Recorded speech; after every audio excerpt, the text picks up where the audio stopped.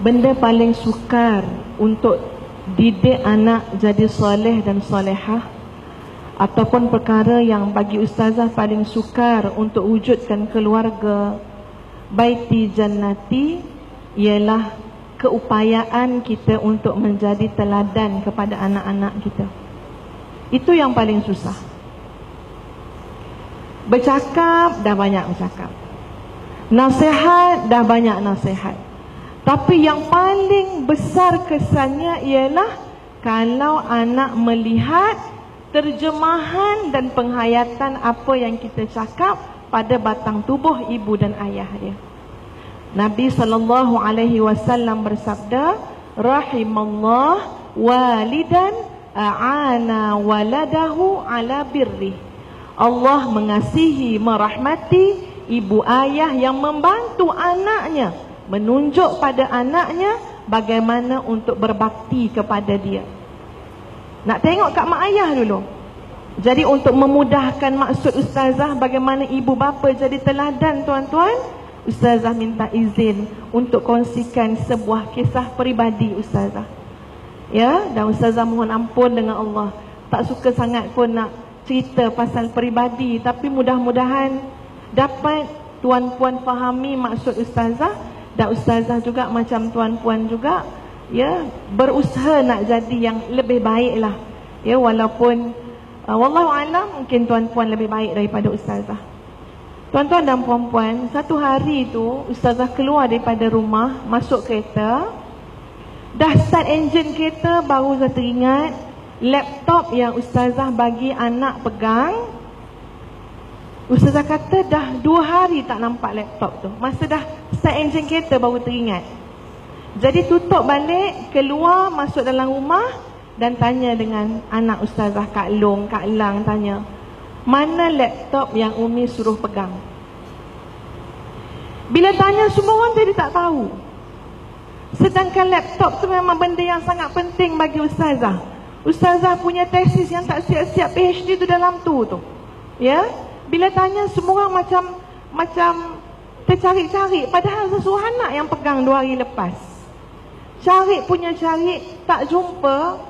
Ustazah memang stres, tuan-tuan. Ustazah cari dengan marah.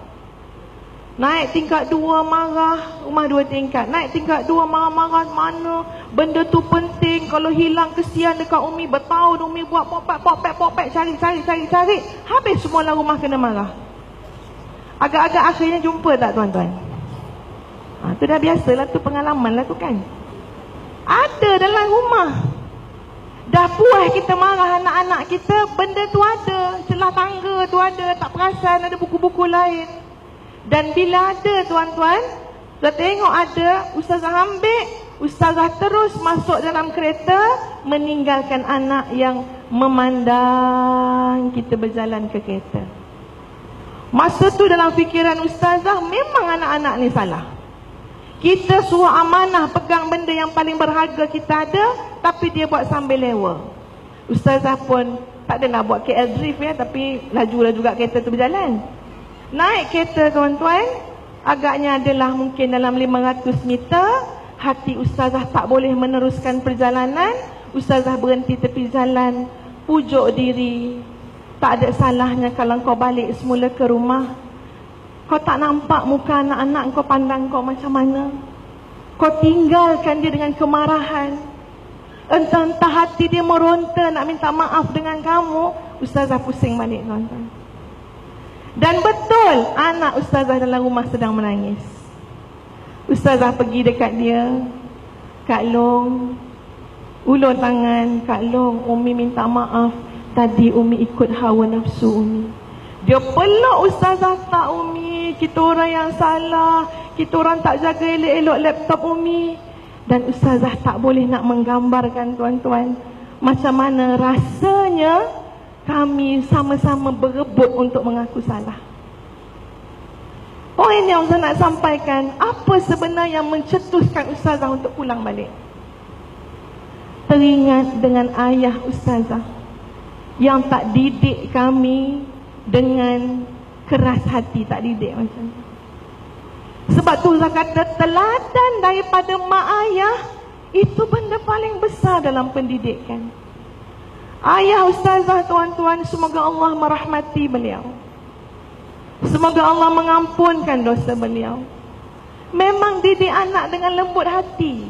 Ustazah yang dah tua ni tuan-tuan, umur 30-an masa tu, pergi ikut abah umrah. Temankan dia bawa jemaah kampung. Kami pergi Mekah dulu, kemudian balik. Kemudian pergi ke Madinah. Daripada Madinah nak bertolak ke Jeddah pukul 3 pagi, lebih kurang pukul 2 pagi. Masa tu Madinah sangat sejuk. Ustazah dah pesan dengan abah, "Bah, pasport jemaah abah mesti masukkan dalam beg abah. Tak boleh letak dekat beg kargo, nak letak bawah perut bas. Sebab nanti dekat immigration ada border nanti, dia nak tengok juga kita punya pasport." Ayah sanggup, "Ya, abah tahu, abah tahu." Ayah ustazah kemudiannya masukkan dia punya beg tu, beg kargo tu, nombor 1 sekali masuk bawah perut bas. Kemudian diikuti dengan 40 jemaah yang lain. Bila nak bertolak, driver bas kata, "Mana pasport?" Ayah saya tengok dalam beg yang dia pegang, beg sandang dia, memang tak ada pasport. Nampak tak ada pasport, beg tu kempis je. Abah kata, "Allahu Akbar, minta maaf lah, abah terletak pasport tu bawah beg yang abah letak mula-mula sekali bawah perut bas."